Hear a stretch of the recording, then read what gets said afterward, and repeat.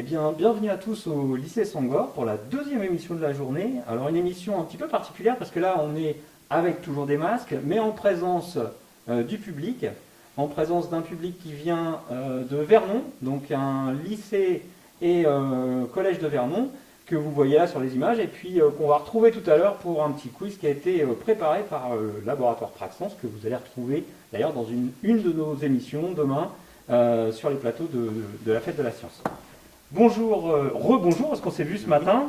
Bonjour. Est-ce que vous pouvez vous représenter du coup pour Fabrice, ceux qui n'étaient pas là? Fabrice Collomb, directeur délégué aux formations technologiques du lycée Sangor d'Évreux. Bienvenue. Bonjour. Bonjour. Est-ce que tu peux te présenter rapidement? Alors, Sandra Mauger, élève en deuxième année de BTS de bioanalyse et contrôle au lycée Sangor. Merci. Eh bien, allez, on va rentrer dans le vif du sujet. On va vous lancer un premier reportage et puis on se retrouve après sur le plateau pour en discuter ensemble. Allez, quand vous voulez.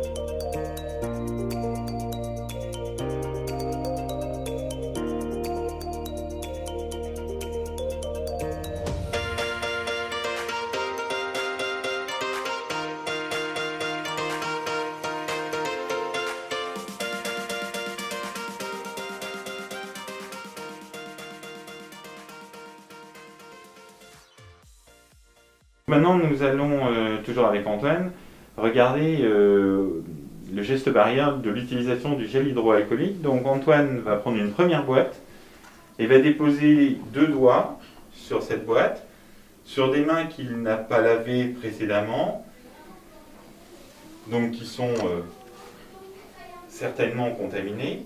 Et maintenant, il va se frictionner au gel hydroalcoolique. Voilà. En frictionnant bien les doigts. Et il va poser ses mains sur une deuxième boîte de pétri après cette friction au gel hydroalcoolique. Ces deux boîtes vont être mises à l'étuve 24 heures à 37 degrés Celsius. Antoine revient avec ses boîtes qui sont restées 24 heures à 37 degrés Celsius. Et nous allons maintenant regarder ce qui s'est passé sur ces boîtes. Donc maintenant nous allons observer nos deux boîtes. Nous voyons que sur la première boîte, la boîte de droite, voilà, nous avons un développement de micro-organismes, de colonies, de bactéries en particulier, sur les mains d'Antoine qui n'avaient pas été nettoyées précédemment. Et sur la deuxième boîte de gauche, c'est la boîte sur laquelle Antoine a déposé ses mains après friction au gel hydroalcoolique. Et là, nous remarquons qu'il n'y a eu aucun développement Donc la désinfection au gel hydroalcoolique a parfaitement marché sur les mains d'Antoine, d'où l'intérêt et l'importance de se nettoyer régulièrement les mains au gel hydroalcoolique ou aussi à l'eau et au savon.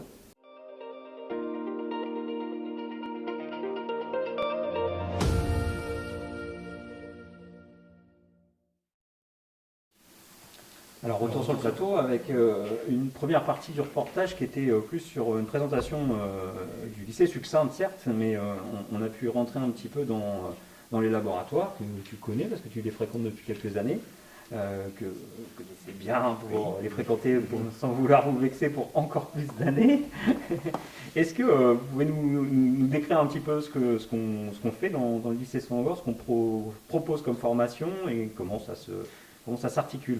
Donc on a une section baccalauréat sciences et technologies de laboratoire avec deux spécialités, une spécialité physique-chimie et la spécialité que vous avez vue à l'écran, la spécialité biotechnologie, et derrière un BTS bioanalyse et contrôle, donc plutôt dans le domaine des biotechnologies, pour des élèves qui se dirigeront ensuite dans les laboratoires de contrôle qualité en particulier, aussi un petit peu de recherche et développement des industries pharmaceutiques, cosmétiques, agroalimentaires. Et donc on y fait beaucoup de microbiologie dans ces formations, pas que, il y a aussi de la biochimie, mais en microbiologie, on va cultiver les micro-organismes, on va les identifier, on va faire un certain nombre de choses. Et donc ce que vous avez vu au départ avec notre élève de terminale, Betty, qui faisait un ensemencement de boîtes de pétri, donc d'une gélose nutritive présente dans cette boîte de pétri. Et puis vous avez vu avec des images de time-lapse qui nous ont été prêtées, de voir que en 24 heures, donc c'est pour ça que je dis time-lapse, parce que ce que vous avez vu en quelques fractions de secondes se fait sur 24 heures à une température souvent voisine de 37 degrés. Et donc une bactérie présente sur ces boîtes va donner une colonie au terme des 24 heures d'incubation. 37 degrés, c'est parce qu'on est proche de la température du corps humain, j'imagine? Oui, c'est la température effectivement proche de la température du corps humain, mais c'est parce que c'est surtout une des températures optimales de développement des micro-organismes. Ce qui explique d'ailleurs que ça agit sur le corps humain. Alors pour revenir un petit peu sur la partie plus filière, hein, du coup, vous dispensez l'ensemble des filières, c'est-à-dire que tu as démarré ici au lycée en seconde, j'imagine, mais dans la filière scientifique. Comment ça s'est passé? Tu as suivi quoi comme parcours? J'ai commencé par une première et une terminale STL en option biotechnologie. Et j'ai direct enchaîné avec le BTS pour pouvoir suivre mon parcours et être au mieux pour finir dans le contrôle qualité ou dans la recherche. Donc du coup, tu as pu rester dans le même établissement pour toute ta scolarité finalement? Oui, c'est ça. Ok. Et voire même, je crois qu'on peut, au-delà du BTS, continuer encore sur... Tout à fait. Donc on a une licence, nous au lycée, on a une licence professionnelle en partenariat avec l'IUT d'Évreux. IUT qui d'ailleurs dispense un DUT de génie biologique.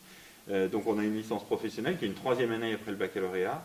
Et puis ensuite, même certains élèves vont rejoindre des cursus plus longs avec des écoles d'ingénieurs comme les ITEC sur Rouen ou des masters sur Évreux ou sur Rouen. Eh ben, on va aller voir le deuxième reportage, puisque la fin du premier reportage, ça ne vous a pas échappé, on était plus sur des histoires scientifiques, sur une expérience scientifique. Mais le deuxième reportage, on va aller encore plus loin dans l'expérience, puis ça va nous permettre de revenir ensemble sur cette expérience tous les trois sur le plateau.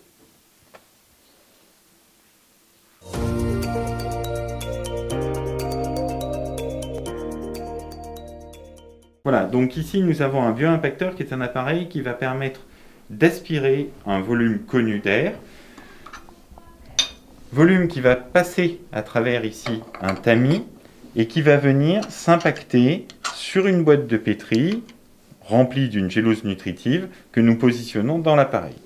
En refermant, on va mettre en route l'appareil et donc de l'air va être filtré à travers ce tamis et va venir s'impacter sur la boîte de pétri. S'il y a présence de bactéries, elles vont venir se fixer sur les géloses et au terme d'une incubation de 24 heures à 37, on aura une culture bactérienne et développement de colonies bactériennes.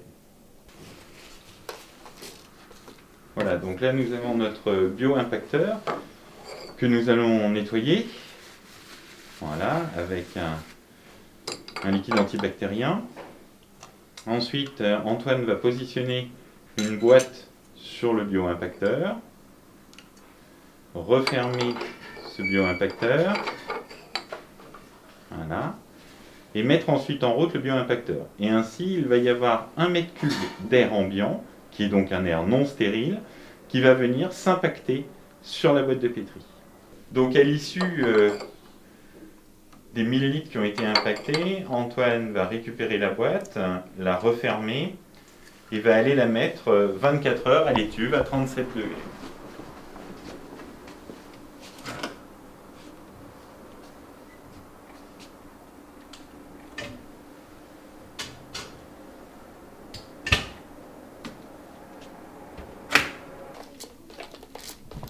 Donc maintenant, on va faire une bioimpaction en présence du masque. Donc de nouveau, Antoine nettoie son biocollecteur, va positionner sa boîte de pétri,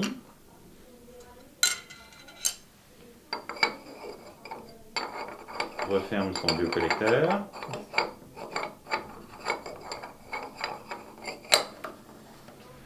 et donc va venir positionner son masque sur le biocollecteur, voilà, en essayant de le mettre le mieux possible.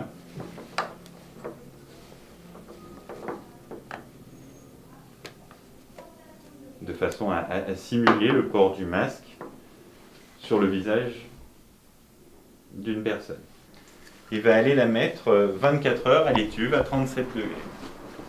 Voilà, donc Antoine revient après 24 heures à 37 degrés au niveau des étuves avec ces 2 boîtes et nous allons maintenant observer ce qui s'est passé sur ces 2 boîtes. Voilà, donc là vous observez à gauche la boîte qui a été bioimpactée sans masque, donc 1 mètre cube d'air qui est passé sur cette boîte au travers de notre biocollecteur, avec donc de très nombreuses colonies bactériennes provenant de l'impaction de bactéries au niveau de la biocollection.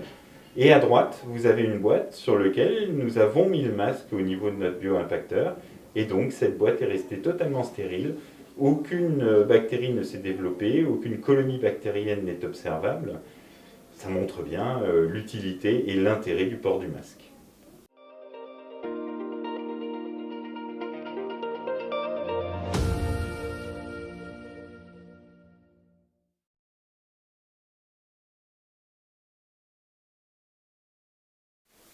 Alors donc de retour sur le plateau, 2 expériences, hein. Vous avez vu la première dans le premier reportage, puis la deuxième ici, 2 expériences très visuelles finalement, puisque on voit sur ce développement bactérien, on le voit vraiment de façon oui, très très visuelle, ça se voit.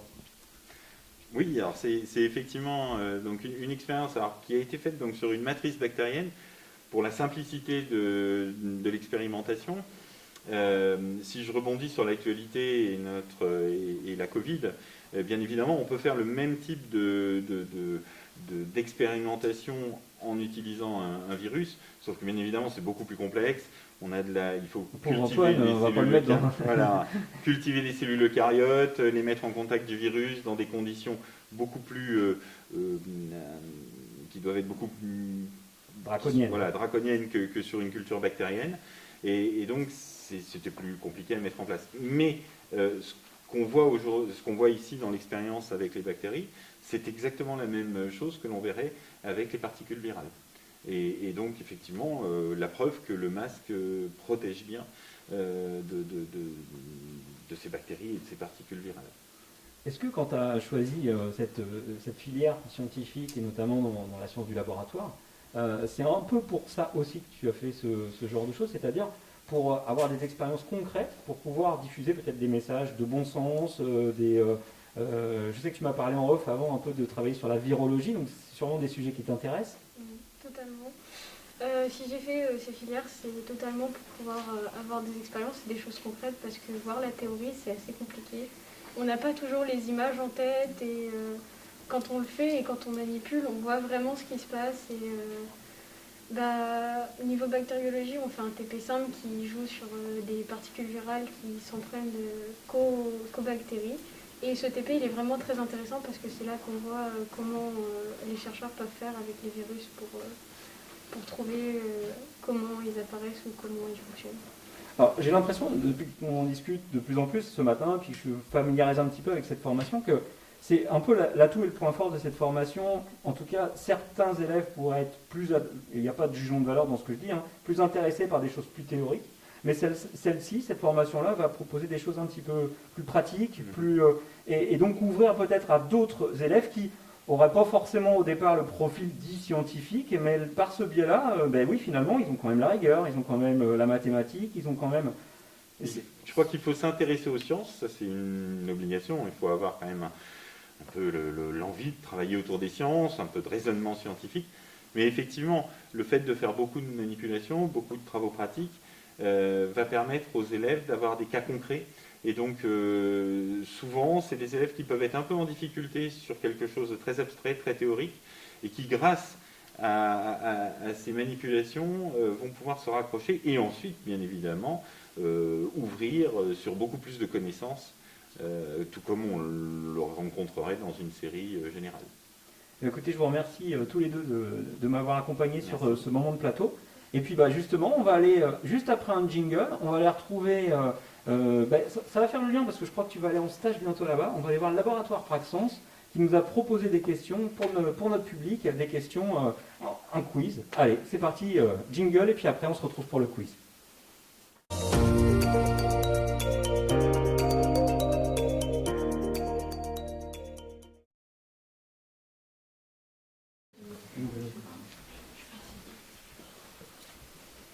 Et ben voilà, nous voilà de retour.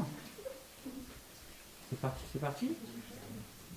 On est parti pour le quiz. Alors moi, j'ai pas du tout préparé le quiz, donc ça va être à vous. Je vais d'abord vous présenter rapidement quand même. Alors j'ai eu une petite bêtise, c'est N2S et Praxens, il y a les deux. Alors j'avoue que je suis un peu perdu dans tous les labos. Alors bonjour, c'est Esther Le Toquin, je suis chargée d'affaires au groupement d'intérêt public N2S, spécialisé dans la sécurité sanitaire. Bonjour à tous, je suis Ségolène de Perra, chargée de projet et de développement au sein du Centre de ressources technologiques Praxens. Donc aujourd'hui, on va vous présenter un quiz qui est basé principalement sur l'exposition présentée ici au lycée Senghor et qui traite principalement de la biodiversité et aussi de l'impact de l'homme sur la biodiversité. Donc, très bien. Donc, les élèves qui sont là sont venus un petit peu en avance. Et puis ils ont fait le tour effectivement pour regarder un petit peu l'exposition. Donc voilà, on va voir si ils ont la capacité maintenant de répondre aux questions que vous avez posées. On y va? Qui est-ce qui commence? Très bien, moi c'est moi. Donc justement, cette exposition traite de la biodiversité. Donc la première question, qu'est-ce que la biodiversité? On y va? La diversité du vivant. Oui. Alors, la diversité du vivant. Vous attendez d'autres réponses encore? Oh bah oui. Bon, la biodiversité, en effet, c'est la diversité biologique du vivant. Donc ça désigne tout ce qui est vivant sur Terre, donc les animaux, les végétaux, mais aussi les micro-organismes, tels que les bactéries. Deuxième question? Un petit peu plus compliqué, à votre avis, qu'est-ce que c'est une eubactérie? On vous a parlé de micro-organismes, une eubactérie. Ça, vous l'avez vu dans D'ailleurs, vous l'avez vu dans le film.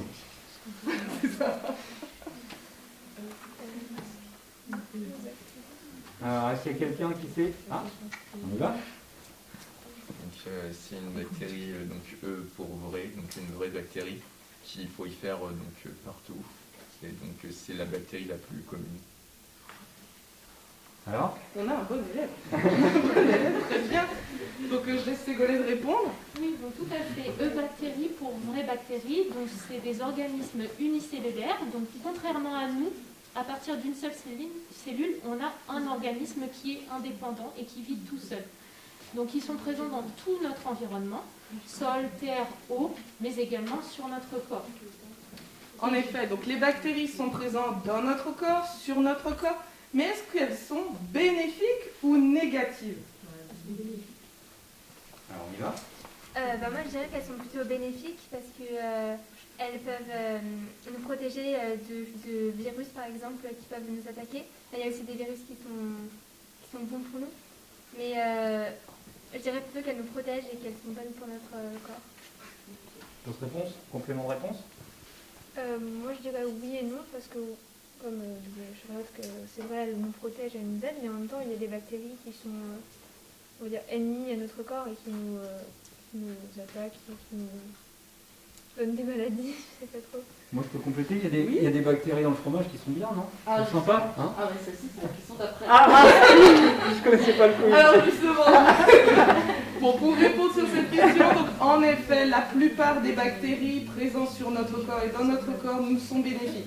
Mais certaines vont devenir de véritables agents pathogènes. Ils vont produire des maladies. Alors on va prendre un exemple, Bifidobacterium, qui est une bactérie qui va nous aider à digérer certains aliments dans nos intestins. Au contraire, Helicobacter pylori, lui, va nous provoquer de graves maladies. Si on prend le cas de Escherichia coli, c'était une bactérie présente dans nos intestins, elle nous est bénéfique juste avant qu'il y ait un changement d'environnement, le milieu va se modifier, et là par contre, elle va pouvoir provoquer des maladies et devenir pathogène. Et donc justement, je rebondis sur la question des fromages. Pardon. Pas de problème. Donc en fait, c'est pour rester sur l'exemple de l'intestin, donc ces bactéries peuvent également provenir de notre alimentation. Et si je prends l'exemple des fromages, à votre avis, à quoi servent ces micro-organismes présents sur les fromages? Enfin, dans les fromages. Elles servent à donner du goût au fromage. D'autres réponses? Elles servent à la conservation du fromage. D'accord. D'autres réponses? Non? Est-ce que vous en connaissez quelques-unes par hasard? Je vois qu'il y a quelques éléments de réponse. Non?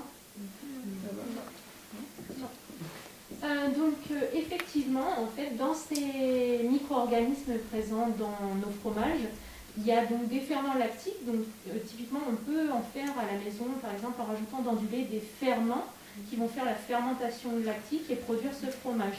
Et parmi les micro-organismes, on retrouve également des moisissures. Donc ne vous inquiétez pas, on en mange et c'est bon pour nous. C'est ce qui donne effectivement le goût à nos fromages. Et par exemple, il y a Penicillium roqueforti ou Penicillium camemberti. Donc je pense que ça vous parle, c'est pour faire le roquefort ou le camembert. Et c'est justement grâce à ces micro-organismes et à cette variété de goût qu'on va avoir cette diversité en fromage. Il y en a beaucoup en France. Oui. La question suivante? Oui. Du coup, je rebondis par rapport à la production de ces fromages. Donc, pour produire du fromage, il nous faut pas que des micro-organismes, mais également du lait principalement d'origine animale, bien qu'il en existe des végétaux, d'origine végétale maintenant. Et donc, pour faire ce lait, l'homme a dû domestiquer des animaux. Et donc, d'après vous, quel est le pourcentage de nourriture qui est produite par cette domestication? Voilà. À peu près. Donnez-moi votre avis. Une fourchette, à peu près. Vas-y. Entre 20 et 30%. Ok, 20-30%, qui dit mieux? Allez, vas-y. Dis-moi. Je dirais 40%. Vas-y. Je dirais 40%, je suis pas sûr. 40%, d'accord. Quelle idée? Imaginez les champs, les élevages, tout ça c'est de la domestication. J'ai pas entendu 60%. 60%. On peut faire mieux. Ah, je vais avoir 80, vous allez voir. 85%. 85. On y est On s'en rapproche. On s'en rapproche. Alors on y va. Premier rang. Ah, tu changes d'avis du coup, c'est ça? 90%. 90%. Ok. On y va? 93. 93.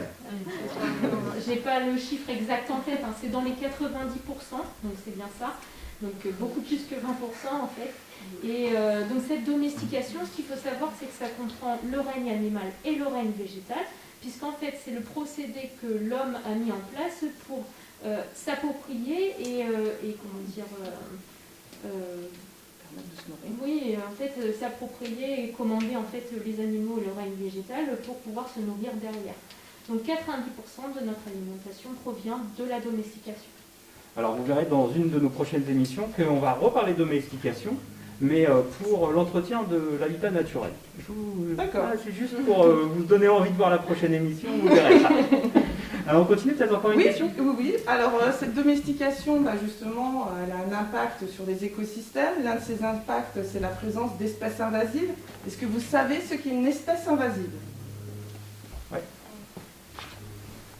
C'est une espèce qui est présente en trop grande quantité et qui bouleverse la chaîne alimentaire.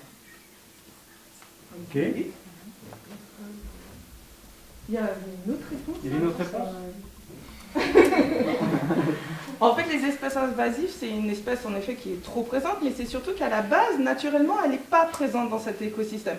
Elle a été introduite, soit intentionnellement ou accidentellement, dans un environnement. Et donc, dans cet environnement, elle va avoir un impact généralement négatif, soit sur les espèces qui sont naturellement présentes, donc endémiques, soit justement sur l'ensemble de l'écosystème. On peut prendre un petit exemple, c'est la perche du Nil en Afrique, dans le lac Victoria. Elle a été introduite donc dans ce lac et elle a contribué à l'extinction de 200 espèces de poissons endémiques et aussi du coup à la disparition de tout ce qui était culture de pêche traditionnelle dans ce lac. Et pour retrouver par rapport à ce... Il y a un film qui a été fait il y a quelques années qui s'appelle Le cauchemar de Darwin. Et vous retrouvez justement l'explication des ravages de la perche du Nil dans ce lac Victoria. Effectivement. Une autre question? La dernière. Eh bien, très bien. Donc justement, on a cette biodiversité qui est importante et comment on va pouvoir la sauvegarder et sauver cette biodiversité? Est-ce que vous avez des idées, des propositions? Alors, comment on la sauve? Allez, vas-y. On essaye d'utiliser le moins de produits chimiques. Ok. Pour des chimistes, hein? Bon.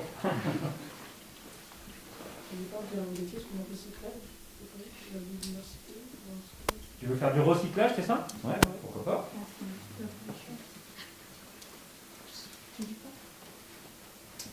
On essaie de protéger un peu plus l'environnement et la nature. Comment? Je sais pas, en évitant de mettre des déchets dans la nature, par exemple les déchets plastiques ou... Donc finalement, son idée de recyclage, c'est pas mal, parce que Oui. si on recycle, ça veut dire qu'on en met moins dans la nature, peut-être moins Oui, voilà. en lien, d'accord?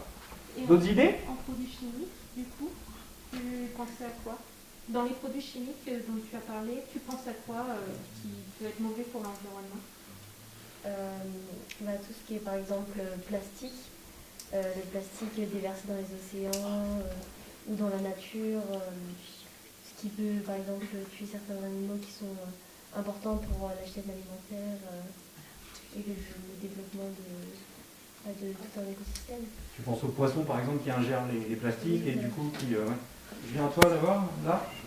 Alors pour les produits chimiques, je pensais aux pesticides aussi, que l'on peut mettre dans les champs, dans les trucs agricoles et tout ça. Avec les betteraves, par exemple, en ce moment, c'est d'actualité. Mais du coup, je pensais aussi aux pesticides, la même chose qu'elle. D'accord. D'autres idées? Ouais. Pour limiter les déchets, peut-être moins consommer, éviter la surconsommation. Effectivement, si déjà on commence par consommer moins, on aura moins de déchets à produire, on aura moins à recycler et moins de pollution, effectivement. Lutter contre la déforestation également. Parce que ça tue certaines espèces animales qui devraient vivre dans leur environnement et qui ensuite est détruit. Donc on peut peut-être envoyer un petit message au Brésil pour ça, c'est ça? Ok. D'autres idées? Non? Est-ce que ça convient? Oui, un bon ensemble de bonnes réponses. Alors du coup, en effet, ça va être tout ce qui est action locale, avec le recyclage, tout ce qui est action au niveau de l'État. On va retrouver toutes les associations qui sont en faveur de l'environnement et de la biodiversité, mais aussi des actions à grande échelle sur justement la préservation des forêts qui sont très importantes parce que c'est vraiment l'écosystème, c'est là où les animaux et les plantes vivent et on ne se rend pas compte de tout ce que tout ça peut nous apporter. On va aussi avoir, alors là c'est plus un peu technique, mais c'est surtout qu'il va falloir avoir un meilleur cadre juridique pour la préservation et la conservation de la biodiversité. Et enfin, c'est ce qu'a dit la jeune fille, donc c'est consommer mieux, consommer moins, voilà, consommer bien, et enfin avoir une certaine conscience éthique et une conscience de la biodiversité et surtout du monde qui nous entoure et tout ce que ça peut nous apporter. Eh ben merci, j'ai même plus besoin de faire de conclusion. C'est vraiment chouette, merci à tous. Merci à la Maison de l'Enfance et des Découvertes qui coordonne un peu toute cette fête de la science. Merci à l'ensemble des partenaires. Et puis on se retrouve très très vite, peut-être avec les mêmes têtes d'ailleurs, vous verrez, à une émission dès demain, qui sera pour demain en direct de l'IUT d'Évreux. Bim, ça sonne. Allez, merci à vous tous. Merci de votre participation.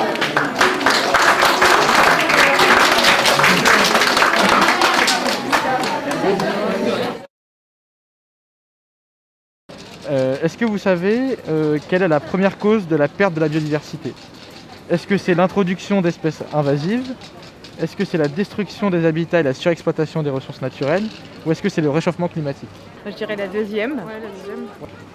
Réchauffement climatique et la surexploitation. La perte d'habitat ou réchauffement, ça va un peu de pair. Allez, entre les deux, le classer, je ne sais pas. C'est réchauffement climatique? Non, à mon avis, ça doit être la deuxième cause. Du coup, la première cause, c'est la destruction des habitats et la surexploitation des ressources. L'Amazonie, par exemple. Exactement. La destruction de l'habitat. Bah oui. Bonne journée. Merci, au revoir.